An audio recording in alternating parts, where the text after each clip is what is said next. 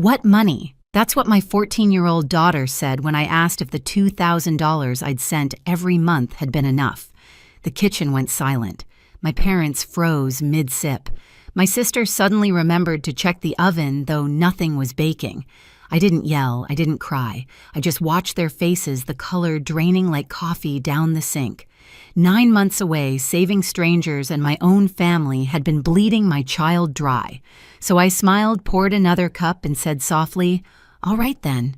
They thought the conversation ended there. It didn't. Not even close. When people imagine coming home from a humanitarian mission, they picture applause at the airport, flowers, maybe a quiet dinner with family. I imagined none of that, just the sound of my daughter's laughter again. 9 months in the field had stripped me of comfort but sharpened my instincts, and right now every instinct warned me something was off.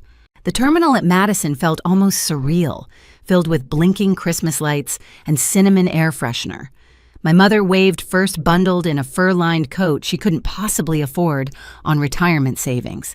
My father followed with a stiff smile, holding a "Welcome Home, Dr. Lisa" sign, as if it made up for a year of distance. Ava wasn't there. "She's home baking cookies," Mom said cheerfully. "She wanted to surprise you."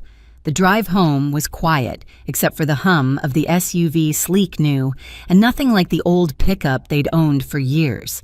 A leather tag still hung from the gear shift.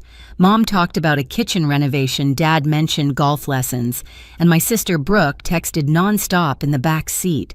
They asked about the mission, the surgeries, the children I'd treated overseas, but their questions sounded rehearsed, obligatory. When we pulled into their driveway, I noticed how polished the house looked. The old shutters replaced fairy lights wrapped perfectly around the porch railings. Even the front door was new dark walnut with a frosted glass panel. Dad refinished everything himself, Mom said proudly, but the faint chemical smell of fresh paint told me a contractor had done the work. Inside the house was glowing. A towering Christmas tree sparkled with gold ribbons. New furniture filled the living room, still smelling faintly of packaging foam. On the mantel sat a framed photo of Brooke and her husband at a vineyard in California. No photo of Ava, no photo of me. Then I saw her. Ava was in the kitchen, frosting cookies in her oversized sweatshirt, her hair in a messy bun. She dropped the piping bag the second she saw me and ran, nearly knocking me over. "Mom," she cried, her arms tight around my neck. I could feel how much taller she'd grown, how much thinner, too. "You're really here," she kept saying, touching my face like I might disappear. My throat tightened. "I missed you so much," I whispered. Dad cleared his throat. "Dinner's almost ready. We kept it simple, roast chicken." We sat down to eat. Ava talked nonstop about her school, her new friends, a science project she was proud of. My mother smiled too brightly. Brooke arrived halfway through, a diamond bracelet glittering on her wrist. "It's early," she said, lifting her arm. "A Christmas gift." "That's beautiful," I said. "From your husband?" She hesitated. "Sort of." Her eyes darted to Mom. I tried not to notice Ava's jeans too short, frayed at the ankles, or the way her phone screen was cracked straight through the middle. Maybe she just liked her old things. When I asked about school fees, my mother waved her fork. "Everything's handled. You focus on resting, sweetheart." After dinner, Ava and I sat by the tree. She rested her head on my shoulder, and for the first time in months, the world felt steady. I didn't even care that I could still smell antiseptic from my suitcase. "Did Grandma and Grandpa take good care of you?" I asked softly. She nodded. "Yeah. They said money's been tight, but we managed." Money's been tight. The phrase echoed in my mind. I'd been sending $2,000 a month, enough to cover tuition, food, even savings. "Did you ever get the journal I mailed you?" I asked. Her face lit up. "Yes, I wrote in it every week." She pulled it from her nightstand, pages filled with her handwriting. The sight warmed me. Later, when she fell asleep beside me, I lay awake watching the blinking lights outside her window. Something gnawed at me. A new SUV, renovations, designer jewelry. Money's been tight. Maybe they used part of it for household bills, I told myself. Maybe they saved the rest. Still, unease lingered like a low-grade fever. I stepped into the hallway and caught my parents whispering in the living room. "She'll ask," my father said quietly. "Then stick to the story," my mother replied. She's exhausted. She won't push. My pulse thudded. I'd spent 9 months holding lives together with little more than gauze and grit, and somehow it was here back home where the real wound waited. When I slipped back into bed beside Ava, I brushed a strand of hair from her face. She stirred, mumbling, "Don't leave again, okay?" My voice broke a little. "Not for a long time, sweetheart." Outside, the wind pushed against the windows, and somewhere downstairs a floorboard creaked under quiet footsteps. I told myself it was nothing, but deep down I knew. The next morning smelled like cinnamon and coffee. Ava was already in the kitchen, humming, wearing one of my old sweaters that swallowed her frame. The sight of her should have been pure joy. Instead, my attention snagged on the duct tape patch across her winter boots by the door. "Morning, sweetheart," I said, pouring coffee. Did the money I sent every month help? 2,000 should have been plenty, right? Ava froze mid-bite of toast. What money? The question hit harder than anything I'd faced overseas. I blinked, trying to process. The money I transferred to Grandma and Grandpa for you. Her brows furrowed, confusion written all over her face. They said you couldn't send money, that you were struggling with expenses where you were. The spoon in my cup clinked too loud. My parents had gone pale. My mother forced a smile. "Honey, maybe she misunderstood." Ava looked between us. "No, I didn't. You said we had to be careful with spending, that Mom was having trouble even feeding herself over there." My father cleared his throat. "Who wants hot chocolate?" The words hung in the air like smoke. Brooke appeared in the doorway, pretending to adjust her hair. "I'll make it," she said quickly, already moving toward the stove. I smiled faintly. That sounds nice. Inside, my pulse slowed, not with panic, but precision. Years in emergency medicine had taught me when the bleeding starts, stay calm and locate the source. I looked at my parents. Their faces told me everything. The rest of the morning passed in forced normalcy. My mother fussed with decorations. My father claimed he needed to shovel snow, though the driveway was clear. I helped Ava clean her room, folding shirts that were all at least a year old. "You've grown so much," I said softly. "Did Grandma ever take you shopping?" She shook her head. "They said things were tight. So I got a job at the cafe down the street. I stopped folding. A job." "You're 14.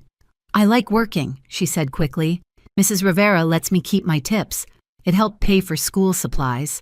I forced a smile. "That's responsible of you." My throat burned as I spoke. Later, while she showered, I opened my banking app. Every payment had cleared 9 transfers, 2,000 each, perfectly on schedule. $18,000 sent, received, and apparently erased. I scrolled through messages from my mother, short updates about Ava, always cheerful. "She's doing great. Don't worry about anything here. Not a single mention of money." Maybe it was a misunderstanding, I told myself. Maybe they saved it for college. But the voice in my head, the same one that had warned me before countless emergencies, said otherwise. That evening, as we decorated cookies, I watched my parents more closely. Mom's diamond earrings sparkled under the kitchen lights. Dad joked about his new toy, the SUV outside. Brooke's bracelet glinted every time she lifted her glass. Ava's cracked phone sat beside her screen, held together with tape. At one point, Ava laughed. "Grandpa's car is nicer than the ones at school drop-off." Dad coughed into his napkin. My mother's eyes darted to me. I just smiled. "You deserve nice things, Dad." He didn't meet my gaze. After everyone went to bed, I sat alone at the dining table. The house was too clean, too staged, like a showroom trying to hide something. My fingers brushed over a pile of mail. Among the envelopes, one caught my eye. "Travel agency. Final cruise payment confirmation." I stared at it for a long time. Footsteps creaked behind me. Brooke stood in the doorway, arms crossed. "You're still up." "I couldn't sleep," I said. "Too much on my mind." She leaned against the wall. "Don't overthink things. Mom and Dad did their best." I met her eyes. "You knew—" Her lips parted. I knew they were struggling. That's all. I said nothing. Silence stretched until she shifted uncomfortably. "Anyway, good night."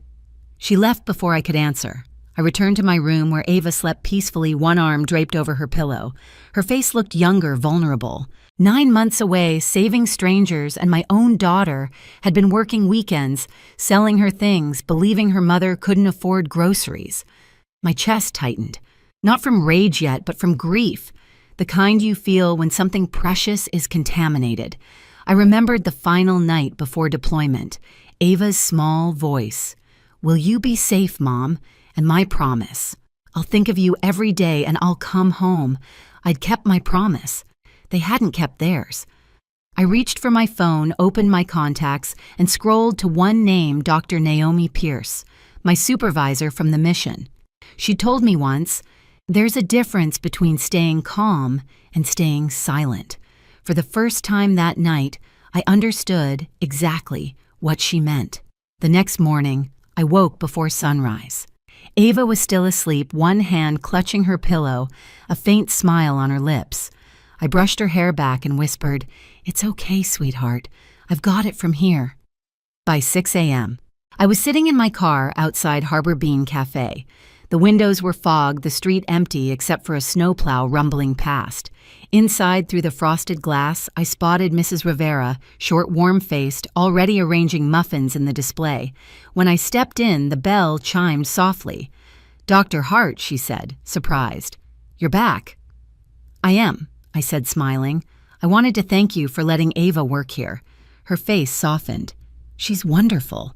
Always early, never complains. Sometimes I had to remind her to eat her own lunch." She hesitated, lowering her voice. We worried. She looked tired. I offered to drive her home a few times, but she said her grandparents were too busy. I swallowed hard. "Thank you for taking care of her." Mrs. Rivera nodded. "She mentioned you were helping kids overseas. She was so proud. Said you were saving lives." I smiled faintly, forcing warmth into my tone. She saved mine too, in more ways than she'll ever know. When I left, snowflakes began to fall slow, deliberate, like the sky itself was pausing to think. My next stop was Madison High. The parking lot was half empty. Winter break had begun, but Ms. Patel, the guidance counselor, had agreed to meet me. Her office was filled with motivational posters and the faint scent of peppermint. "I'm glad you came," she said. "Ava's a bright girl. Her grades slipped a little this spring, but she's been improving." "Slipped?" I asked gently. Ms. Patel nodded, turning her monitor toward me. "She started working weekends in March. She told her teachers she wanted to help with expenses at home. We recommended she cut back, but she said her grandparents needed her contribution." I stared at the screen. Tardy's missed assignments, fatigue comments. "Did anyone report this without evidence of neglect? There wasn't much we could do," Ms. Patel said softly, "but we were worried." "Thank you," I said. "You've done more than you realize." As I left the school, the sun broke through the clouds, a cold, distant light, but I felt something sharper than warmth, clarity. By noon, I was back at my parents' house. The living room smelled of pine and expensive candles. A new throw blanket still had a tag on it, made in Italy. I glanced toward the office door. It was ajar. Inside the room looked newly renovated, fresh paint, polished floors, a sleek new desk. I pulled open the drawers. Bills, receipts, travel brochures. One folder caught my eye, Caribbean Cruise, departure, February 12th. I opened it. Payment receipts, upgrade options, spa packages, all fully paid. Another folder held receipts for jewelry and furniture, each item totaling hundreds, sometimes thousands. My pulse stayed steady, but my jaw clenched. Then tucked beneath the papers, a small photo of Ava, her school picture bent at the corner. I picked it up, ran my thumb along the crease, and placed it carefully in my pocket. Behind me, the door creaked. My mother stood there, arms crossed, lips tight. "You shouldn't go through people's things." "I could say the same," I replied, turning. She blinked, playing innocent. "Excuse me." "The money," I said quietly. $18,000 meant for Ava. Where is it?" Her hand twitched. "We use some for household expenses, your father's medication repairs. You bought a new SUV I cut in, and a cruise." She stiffened. "We deserved something nice. We took her in, didn't we? You have no idea how hard it is raising a teenager again." "You're right," I said evenly. "I have no idea how hard it is to lie to one." Her face flushed. "Don't take that tone with me. You left. We did your job for you." I took a step closer, my voice calm but unyielding. No, you used my absence as cover. My father appeared behind her, looking smaller than I remembered. Lisa, we didn't mean… To steal, I asked, or to humiliate your granddaughter. His mouth opened, then closed. My mother turned away, muttering, "We'll pay it back." I smiled faintly. "Yes, you will." I walked past them out the front door, the cold slicing my face like truth itself. Sitting in the car, I called Dr. Naomi Pierce. She answered on the second ring. "Lisa," she said gently, "you sound steady." "That scares me." "I need advice," I said. "Family matter, financial exploitation, of a minor." Then document everything she said immediately. Receipts, statements, testimonies, and Lisa, don't confront them again until you're ready. Treat it like surgery, identify, isolate, and cut cleanly. I exhaled. I already started. Good. And remember, this isn't revenge, it's recovery. That night, I didn't join dinner. I spread papers across my bed, bank transfers, Ava's school notes, receipts, screenshots of texts. I made copies organized by month and labeled each file: payment, household luxury, deprivation evidence. When I was done, I placed the documents into 3 folders. One for me, one for them, one for my Aunt Helen, the only person in the family whose morality never bent. Before turning off the light, I opened Ava's journal. The December entry read, "Grandma says Mom's too busy saving the world to send money. I don't want to ask. I'll work more shifts." I stared at the words until they blurred. I thought of the countless patients I'd treated in makeshift tents, wounds cleaned, infections stopped, lives saved. And yet, my own family had been festering with rot I never saw. I closed the journal, slid it into my bag, and whispered, "Not anymore." The next morning, I transferred my savings into a new account with Ava as co-owner. Then I froze the old one, the one linked to my parents. I printed the statement of closure and tucked it into my folder like a scalpel into its sheath. As I zipped the bag, I caught my reflection in the mirror. My eyes were calm, calculating, not angry, focused. I didn't yell, I said under my breath. I did this. Christmas Eve arrived with the kind of stillness that comes before a storm. Snow draped over the neighborhood like silk, muffling every sound, every breath. Inside my parents' house, the smell of cinnamon and roasting turkey couldn't disguise the tension thick enough to slice through. I spent the morning helping Ava wrap presents. She hummed quietly, focused on folding the edges just right, as if precision could make up for everything she'd lost this year. I didn't tell her what I planned. She'd been hurt enough by their lies, but tonight she'd see the truth, and she wouldn't face it alone.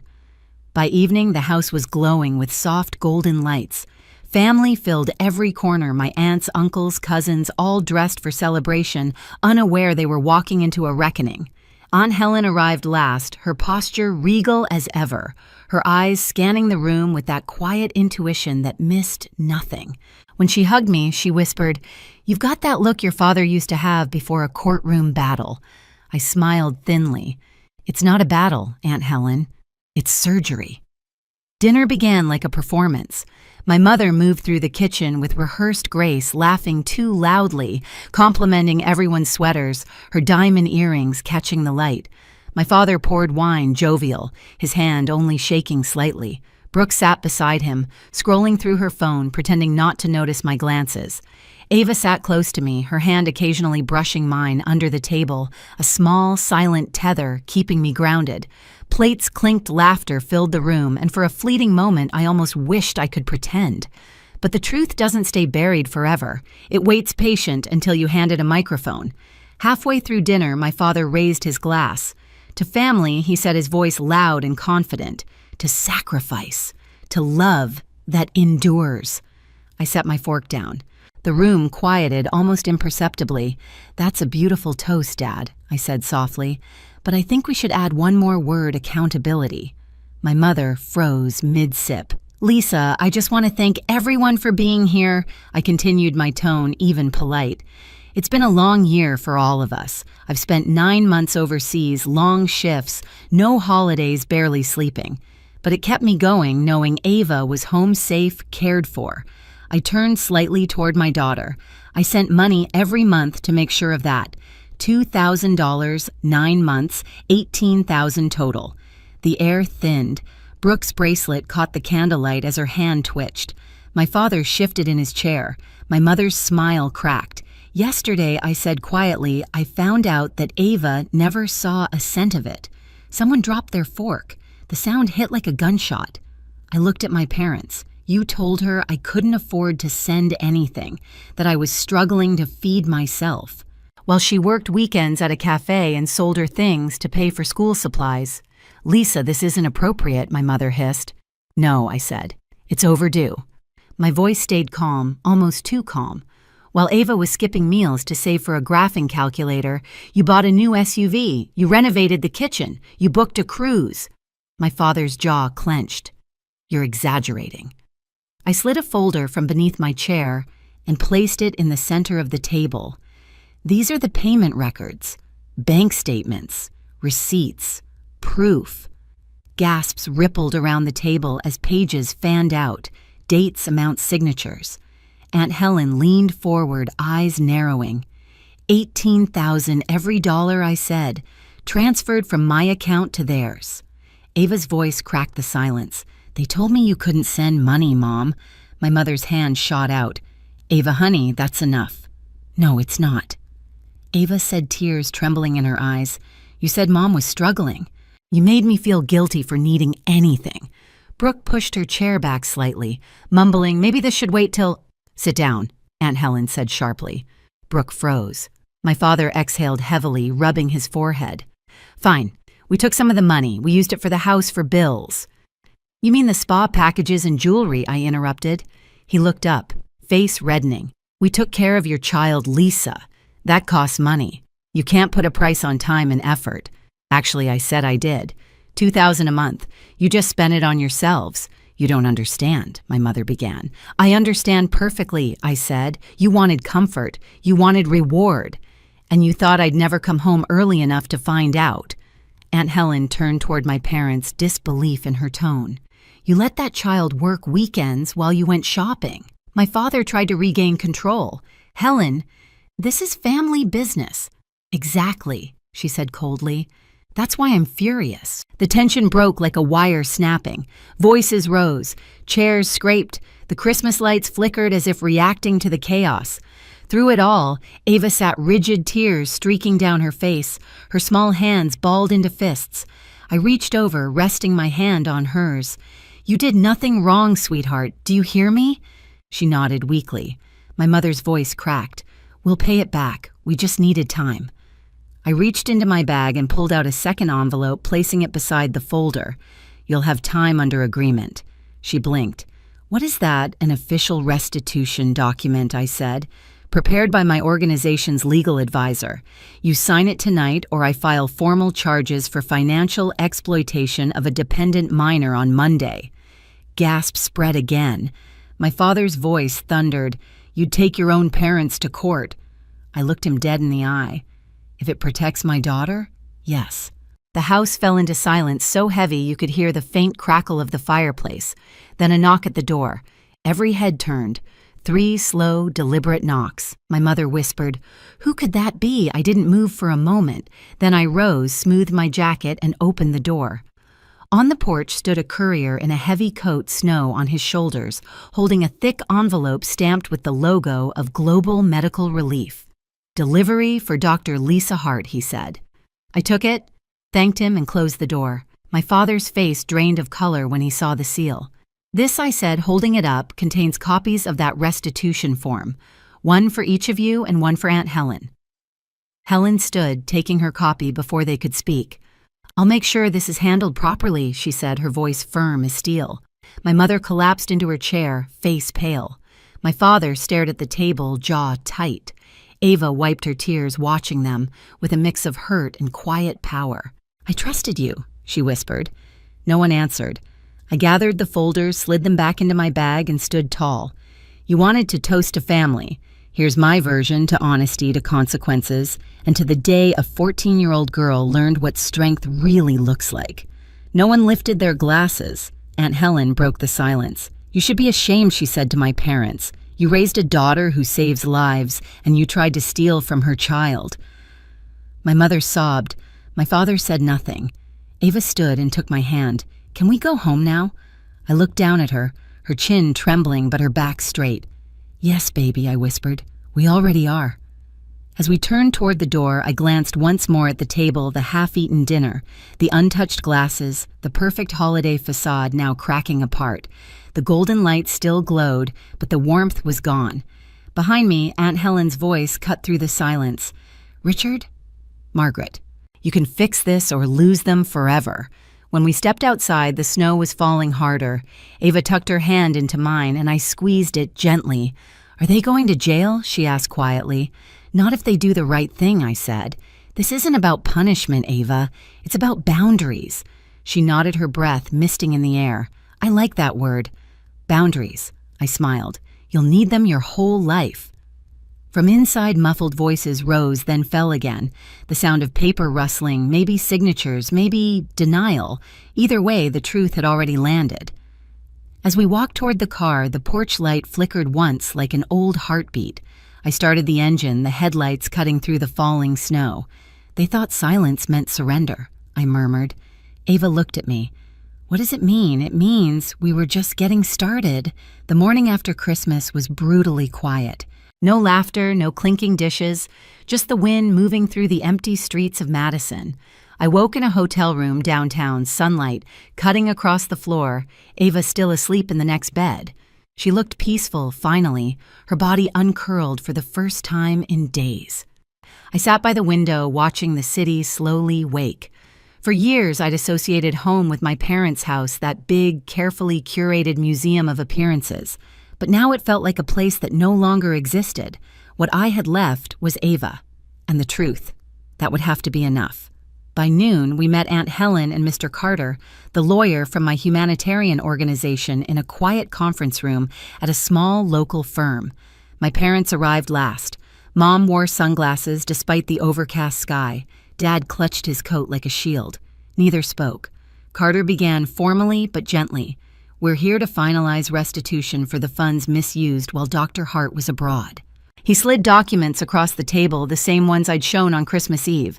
The room was tense, sterile, filled with the hum of fluorescent lights and the faint scratch of pens. Mom's voice broke first. "We never meant to hurt anyone," Aunt Helen cut in sharply. "You meant to benefit yourselves. That's not the same thing."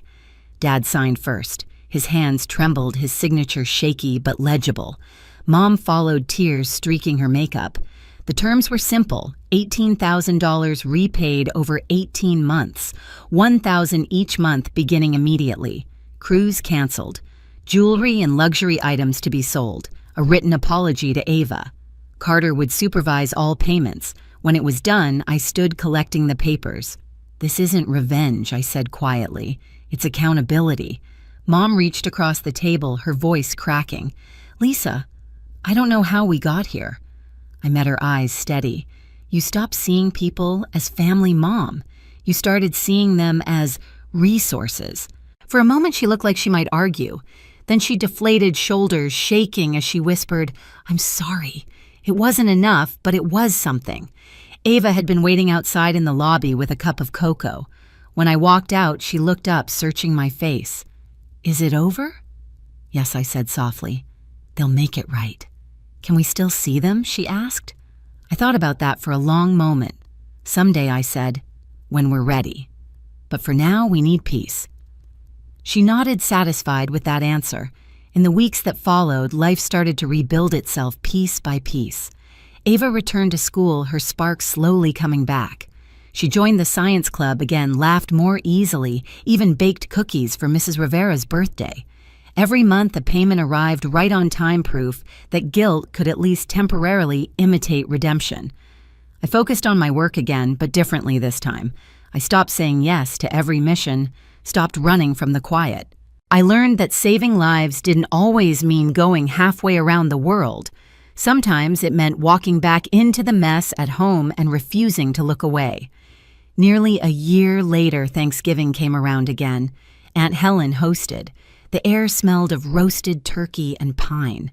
When my parents arrived, their steps were hesitant, cautious. We greeted each other like people trying to remember a language they used to speak. Halfway through dinner, Dad raised his glass. To lessons learned, he said. I nodded. To boundaries kept. Ava smiled between us, not naive, not bitter, just wiser. And for the first time in a long time, I felt something close to peace. I used to believe forgiveness meant pretending nothing happened, that peace required silence. But standing here now, watching Ava laugh beside Aunt Helen, hearing my father's awkward jokes, seeing my mother quietly refill water glasses instead of controlling the room, I know better. Forgiveness isn't erasure. It's choosing not to carry the wreckage any further. I never raised my voice, never broke a dish, never begged for understanding. I simply drew a line and stood behind it. That line saved my daughter, and maybe in a strange way, saved them too. 18 months later, every payment was complete. Ava's college fund was healthy again. The house that once symbolized betrayal now only existed as a reminder of where love ends and self-respect begins. If you've ever trusted someone who turned your kindness into currency, remember this: you don't need to shout to reclaim your worth. Sometimes the quietest voice in the room is the one that ends the cycle. Tell me, have you ever had to draw that line with your own family? Share your story in the comments and hit subscribe if you believe truth always finds its way home.